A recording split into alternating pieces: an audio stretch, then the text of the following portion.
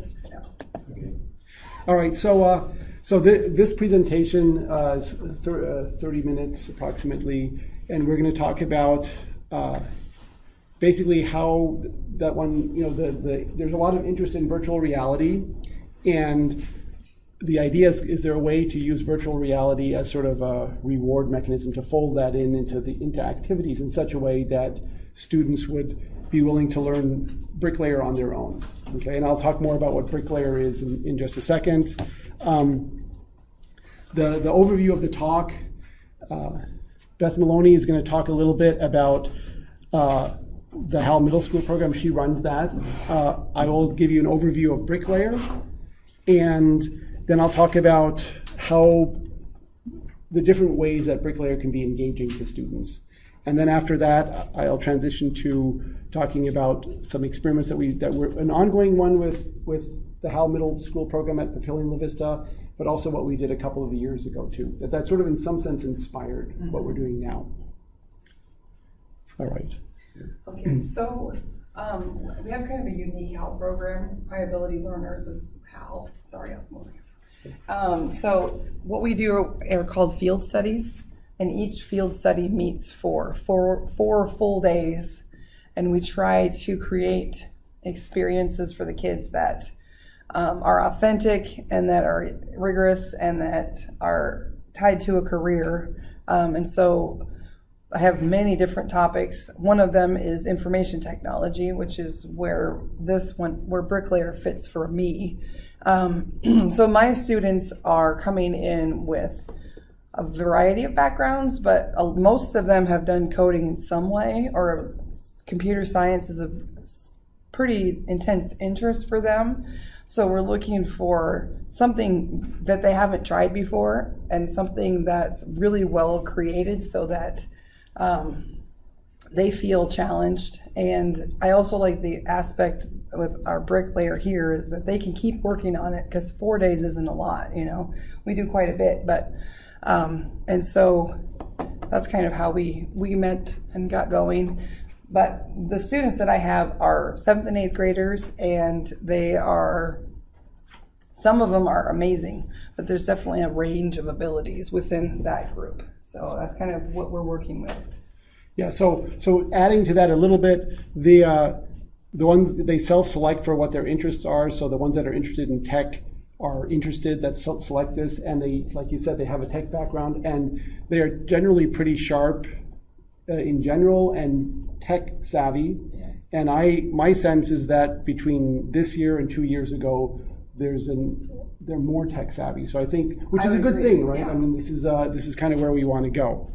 All right, so what is Bricklayer then? So the one long sentence description, right, is Bricklayer is a set of apps, online tutorials, curriculum, and documentation that teaches mathematical thinking, computational thinking, and coding in an engaging manner using visual art as the domain. So that was a fairly long sentence. We write programs that build really cool visual art things. And Bricklayer has been used in about 75 schools, actually a little bit more than that now, in eastern Nebraska. And ranging from OPS, Elkhorn, Nebraska City, we're doing something with the Wilson Focus School as we speak. But the focus of the topic today is this Papillion La Vista Hal Middle School program. And so here's the website. So if you go to bricklayer.org, everything on the website is free.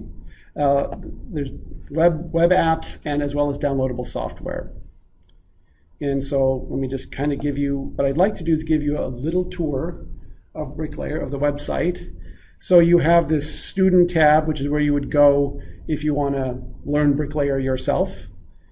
Teacher tab, and this website is under development and getting better, and we have a very long to-do list, and it gets better over time, but yes, our to-do list is quite long, and we always are trying to do a better job at it. A couple of highlights. There's a YouTube course, so like about 10 YouTube videos that are Bricklayer specific. There's a YouTube channel.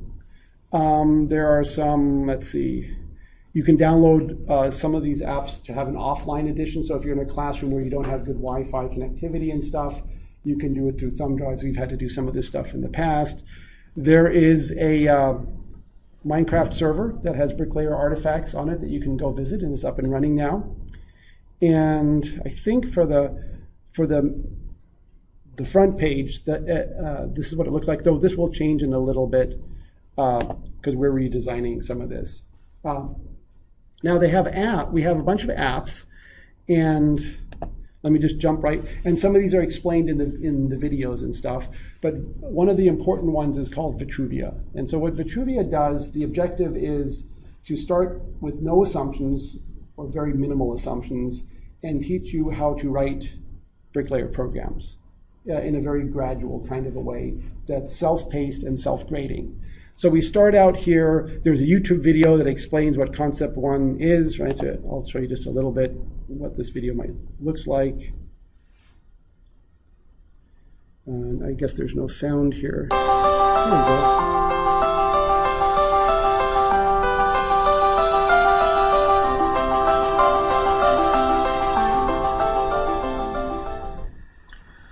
Welcome to Bricklayer. In this video, I'm going to get you started on using Vitruvia. So Vitruvia is a web app so it starts like this, and this first concept in Vitruvia, and it has a certain number of exercises associated with it, just works on coordinates. So we need to communicate between two people. If you have a Lego base plate and you want to place a 1x1 brick at a certain position, we just need to communicate precisely to each other. And so this one we talk about, how do you read coordinates? So 0, 0. This one says put a 1x1 green brick in the cells whose locations are, and then it gives you a bunch of locations. And the main thing that you got to know here is that, as an elementary school teacher said, you've got to run before you jump. So if I give you two numbers, the first number is across and the second number is up. And then if you think you got it right, you can submit, and you get the happy sound. Make it a little quieter. You get the happy sound if you get it right, and otherwise, if you get it wrong, you can try again, or you can show the answer. And you can walk through these things this way. And so it gradually gets more complex. So you get to the point where you have sentences that talks about putting standard Lego-shaped bricks, like 2x4 bricks and so on, at certain positions. And then at some point we transition to, let's take this English sentence and turn it into the equivalent piece of code. So now, at first you just talk from one person to another in natural language, and then that transitions to talking to a computer rather than talking to another person. And then from there it gets more complicated. And at the end you're doing predicate calculus, where you're doing these kinds of things, where you're traversing across spaces and describing artifact patterns in terms of properties and so on. So it does get complex, but it does it in a gradual way.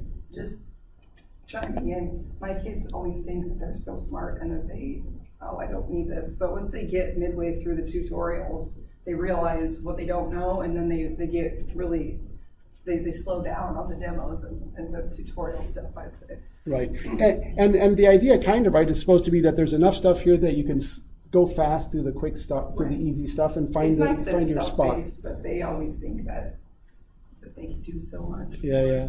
And so we have other apps here, and in the interest of time, I won't spend too much time talking about those here, but I would like to point out maybe one other one. A lot of times one wants, before you code up stuff, so in Bricklayer you write, think of you build Lego artifacts, so they're discrete spaces. It's like Minecraft, it's a block-based system. You don't have fractions, you don't have decimal points like this. It's whole numbers, integers, and bricks occupy certain positions.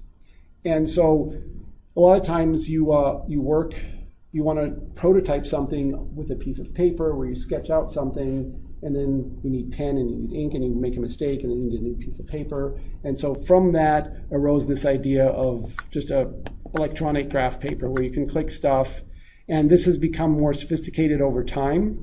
I will show you in a later talk today, I'll show you some really cool features that this thing has as far as how you can create artifacts, but the basic use, right, is that you just, it's just electronic graph paper. So when you start at the beginning.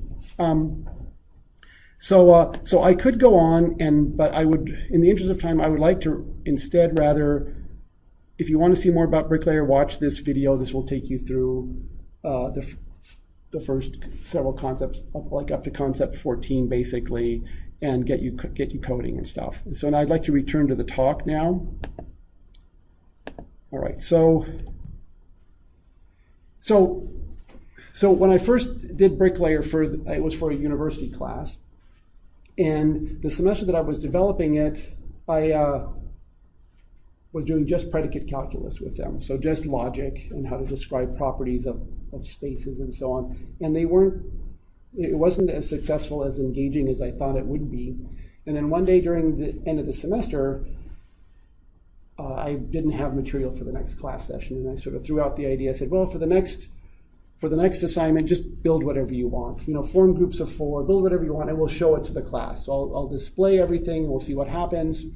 And it was really an eye-opening experience for me. So this idea of an art show where you can have you're unlicensed, build whatever you want, there's no constraints necessarily put on you. The kids rose to the occasion, and in my opinion, they did sort of like 10 times more work than they'd done the whole semester for this thing. That was just astonishing. And so that was the beginning, the genesis of this idea of an art show. And over the years, we've done art shows at different levels, at all grades. This idea of an art show is really engaging because people can gravitate towards the stuff that they're interested in. This Elvis one here was done by a 3rd grader. John Lennon was done by somebody who's not an artist. So he found one of these shadow pictures of John Lennon and just superimposed a grid on top of it and then coded it up. And then he made copies of it, right? So he used the idea of functions and different backgrounds and all this kind of stuff. This Joker one up there is a kid that's in my gen ed math class this semester. And this is like one of the best ones that I've ever seen. I mean, it was just amazing. So you can do these in 2 and 3 dimensions. And so we had a pilot project with OPS in the elementary school where we had an art show that was at the Durham Science Center. And so these are some pictures from that. And the thing that we did there, the new piece was we will 3D print what you have, because Bricklayer ties in with Lego Digital Designer, it ties in with LDraw, it ties in with Minecraft, and it ties in with 3D printers. And Arduino, sort of, we're working on that too. But so the idea that we would print this for them was a total motivator for them. So we would post the stuff on the walls, right? This is our art show for the Parents' Night art show, where we have the code that they wrote and the artifact that they created. And if they got it to us in time, there would be a 3D printed version of it on the table. So very, very engaging, very successful. And here's an example of an art show in Minecraft with texture maps and stuff. So this is, a lot of times if you ask people, what is this story behind why did you build what you build? It's very interesting. Or how did you build it? Like, let me back up on this one here just to show you something about the 3D printed one. One more. See this green thing right here in the middle that looks like sort of 2 circles or a half moon or whatever? Does anybody recognize what that is? It's like, I'm told it was like the retina of an eye or some kind of an eye part. Okay. And so this kid, I don't know if the dad has some medical stuff or something, but the kid was interested in this. And so those kind of stories, I think, they're really interesting to me, or why somebody build something or how they went about building it. So in these art shows, I started saying, well, people should tell me more about what they did. So this is a building that was actually the Centaurus building from Islamabad. So you can do a lot of cool stuff. I think I was going to show you a fly-through of this Menger sponge in Minecraft, which is something that I always wanted to do.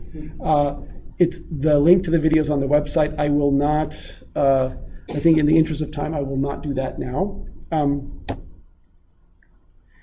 so then that gets us, so with this kind of engagement, right, this gets us to the Howell Middle School program at Pillars of Vista. So it was at this time that we thought with the art show, hey, wouldn't it be cool if you could have, and this is 2 years ago now, if you could have kids build something in Bricklayer, put it into a Minecraft world, and then go in their Minecraft accounts and go into the world and run through somebody else's building.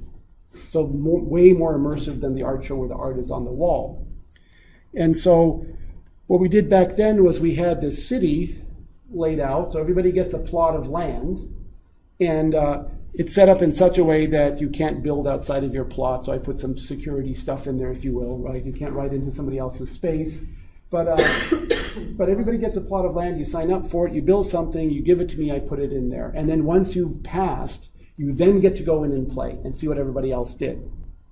And so we had the kids, for this one, we had 3 full days with them spread across the year, right? Yep. And so, but they... Culminating. It was culminating. So they had much more exposure than this new group, and this is part of our experiment. But so they were all working at this. They would watch what other kids were doing, try to pick up ideas or see what kids had done. And there was this one kid that was building a castle, right? So he builds this thing, and I tell him, I said, if you want to learn the next higher level thing in Bricklayer about parameterized functions, you could, rather than having to build that 4 times, you could build one function and call it 4 times and have the 4 corners of your castle built. And so this kid says, okay, show me. And these kids are really smart, right? So we sit down, I give him like this 10-minute lecture. He goes back into the room, does it again, comes back after 30 minutes, says, show me again. Show him again, and that night he sent me the castle, right? So this was the castle that he sent me that night. So I love these kinds of motivational stories. And so, and we put it in the world. And so here's sort of what at least a view of this world that got created by these kids, the city. In Minecraft, this is the sphere here with the water leaking out of it. One of the students created the Earth yeah. And put glass was the atmosphere, but it got cut off because it was too big to fit in here. So I chopped it off, and then the water leaked out. So it was really cool. And so then we ended the event with this, but it was supercharged. I would say that the intensity in that room when we did this was like through the roof, right? And I had done art shows and stuff before. And so the idea is then, well, if we, is there a way that we could take it to the next level with this VR stuff? And the goal on that is that, the objective of the Bricklayer website is supposed to be, I provide you with enough stuff and enough direction and enough tools and stuff to play with that you should be able to teach yourself. But just like going to a gym or anything that, maybe you do need somebody to push you, right? So there's that motivation to go lift weights or whatever it is that you're supposed to be doing. A lot of people need that push. And so the hope was that if we could take this push, rather than having it be, we will meet with you for a whole day and make you do this stuff or help you do this stuff, and then we'll meet with you again and we'll meet with you again, maybe could we get you guys to work on this on your own, at least in part. And so the idea was on the first day, we brought this HTC Vive down and we showed them what it's like to be in a Minecraft world. And the world that we showed them was the one that Charlie's going to talk about. Or may talk about or mention or something, but so we got to show them how cool it is, because if you've been in one of these VR things, it is totally immersive. It is unbelievable. And so the hope was that they would get really, really excited about this, and then we said, look, send us stuff, send us code, and we will, it's like submission to a conference, right? We'll look at your submission and we'll go like, acceptable, you've been accepted, or not quite, here's some revision, do some revisions, send it back to us, now you're accepted. So the idea was somehow to see if we could do something like this, right? And get them to work more on their own. And maybe with some help, right? A little bit, they can send us something, we can review and send it back. So just to kind of see how this experiment would work. And the goal then is to reduce the time that the teachers have to spend with the kids and get them to spend more time on their own. So that's the objective. And so here was the class that we had, and we started out the class this time a little bit differently. We gave them a test. So Bricklayer does a lot of stuff with visual spatial skills. And there is an enormous amount of evidence that suggests that underlies advanced mathematical abilities. So you can develop spatial abilities. You need to have good spatial abilities to be good at math. And so I will talk about that later in the talk whenever I'm scheduled for this next talk. But But so it is really important. We have done some measurements that yes, it does improve this in elementary school kids. And so we're at the beginning stage of measuring this kind of stuff. And so anyway, so this first part was a test to just kind of see, where kids are with certain backgrounds at certain ages and stuff, their mathematical or visual maturity and so on. And then we did Bricklayer there with the kids. And then we had lunch. So it's an all-day thing, right? So it's a drink from the fire hose, if you will. And I showed him this pixel art image, right? So one of the art show things that you can do is pixel art. And so in this picture here, does anything stand out to you? So this is a little, like what's the odd man out, or what's the where's the vase that's in positioned improperly or something? Is anything out of the ordinary? Is there anything that's different than other things in here? Kids still working. Yeah. This guy. And this guy was, so you want to say a little bit about his background? Yeah, so he's an 8th grader, so now I've had him for 2 years. And last year, I kind of wondered why he was there. Like, he didn't have a lot of sparkle. I knew he was smart, but he didn't care. He didn't want to do anything. But he came alive on this day. I've never seen him work so hard. And then I saw him yesterday, actually, for something else, and he's still glowing about it. And he was talking about how he had submitted some artifacts already, and he couldn't decide because he had 2 that he really liked, and he wasn't sure. So he sent them to Dr. Winter, and Dr. Winter could help him pick which one he could submit. So it's like he's a different kid, and that was the day where I saw that happen. So it was pretty neat. So one of the cool things, right, about Bricklayer, about art, right, this is the art as the domain part, is that you can rise to your abilities or you can find your sweet spot, right? So if you think of an art class where you're drawing a face, right, you can sort of do this at any age, right? You can have a college class where you're doing portraits, or you can do it in kindergarten, and people draw what they're able to, and that's okay. Right? So you can have people with different abilities in the same class. And that's one of the nice things about the art show, because if you think in a programming assignment, if you said in a regular class, if you said, for the next programming assignment, just code whatever you want, write a Java program that does whatever you want, people would go like, I don't know what to code. I have no ideas really, or not much, right? Maybe a couple of kids would. But on something like this, you give them a bucket of Lego and say, build something. You put them in a Minecraft world and say, build something. They have tons of ideas, right? And the coding is just a way of expressing these ideas, and learning more powerful coding ideas just lets you express stuff more easily, right? So that's the idea. And so, yeah, so this kid is really, as far as I'm concerned, really advanced, right? And so he couldn't wait to learn the next skill so that he could do something more advanced. Yeah, more advanced. He was really, really quick on this stuff, and so it's really fun as an educator to come across. I mean, all kids. It's fun to work with all kids, but when you see one of these gems, especially if you made a difference, right? If they weren't engaged before and then suddenly they are, because he worked right through lunch and he was just like it was quite amazing. This guy, yeah.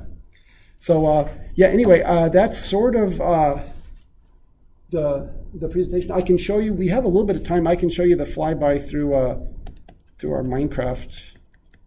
My Menger sponge, you can see what this looks like. The kids love being in the VR world that wasn't even there. So I can't wait to see how many of them turn in. Yeah. We meet again in December, so we're waiting. There's always that much time. Yeah, so it's a stay tuned thing, right? This is the beginning part of this experiment. But let me show you this. What hardware did you use for the virtual?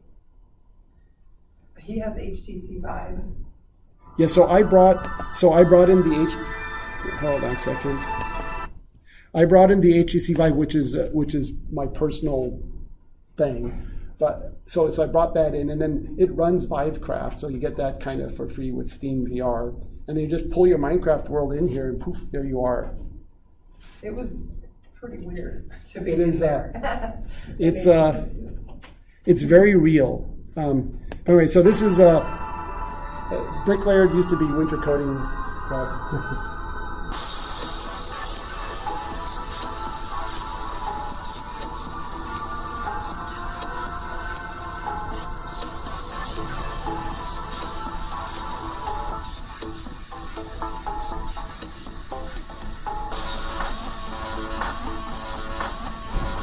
So the difference between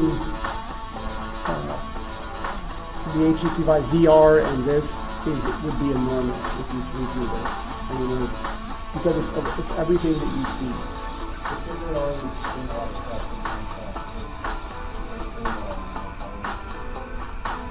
They have the ability. So we have the ability in Bricklayer to basically display. So we hook into a variety of tools to.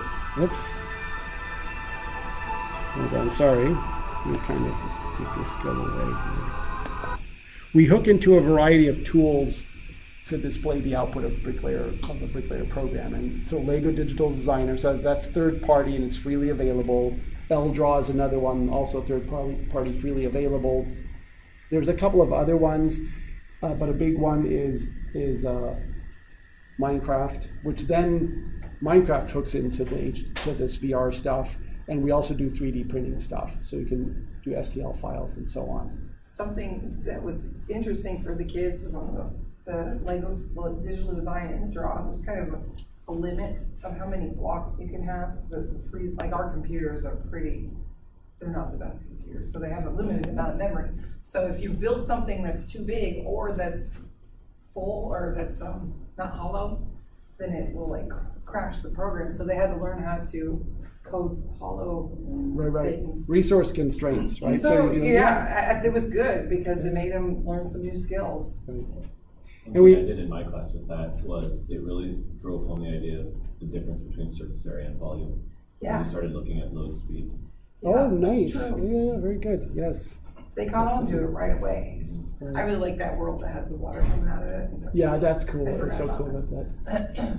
And so there's another app that that's new this year, and it's called Mystique. And basically, what it works on, one of the things that I've noticed with working with kids is that if you're more sensitive to symmetry, you can save yourself some mathematical calculations a lot of times. So if you, for example, if you want the midpoints of a square on all the sides, if you calculate the midpoint on the bottom, then for all intents and purposes, you've calculated the midpoints for all the other ones, if you know stuff about symmetry, about how coordinates work and stuff like this. And so I've noticed that kids don't leverage that as much as they should. And so for this one, this symmetry stuff, so this is an app that asks you to do either horizontal or vertical reflection symmetry or rotational 180 degree or 90 degree rotation symmetries. So, and it works just like Vitruvius, so it's self-grading and all this kind of stuff. So you can you know what the answers are. You can take them at your own pace and so on. So yeah, so I think that's pretty much. I was just thinking about the pixel art because we let them kind of pick something, and a really good lesson for them about coding is to figure out how to code it the most efficiently. Because you can code. You were talking a lot, especially with that Joker face. Right. You could code each box individually. That's tons of code, but they can learn how to do the way that you know what I'm talking about. Right. Well, pixel art is a quite fascinating one because it's about being systematic and organized and reliable. Because if you do big pixel art images, the right way to do them is one row at a time. People will sometimes approach it by doing one color at a time, and that works for small pixel art, but pretty soon the boundary of what you've colored in and what you haven't colored in, you have to track all of those coordinates somehow, right? You have to calculate those, you have to know where I'm going to place my next brick, and that becomes intellectually unmanageable. So this is actually a software engineering problem at this point, right? It's about process, and there's a lot of really interesting math that goes on in pixel art, by the way, and because the way to a lot of times your brain wants to do shortcuts and you don't want to keep counting things out. So if you realize that something is the same size as something else, just one bigger on one side, you go like, oh yeah, that one was 10, so this one has to be 11. It's stuff like that. And so I think there's way more to pixel art than meets the eye. I think so too. Yeah. I feel like we sort of trick the kids into thinking at a higher level.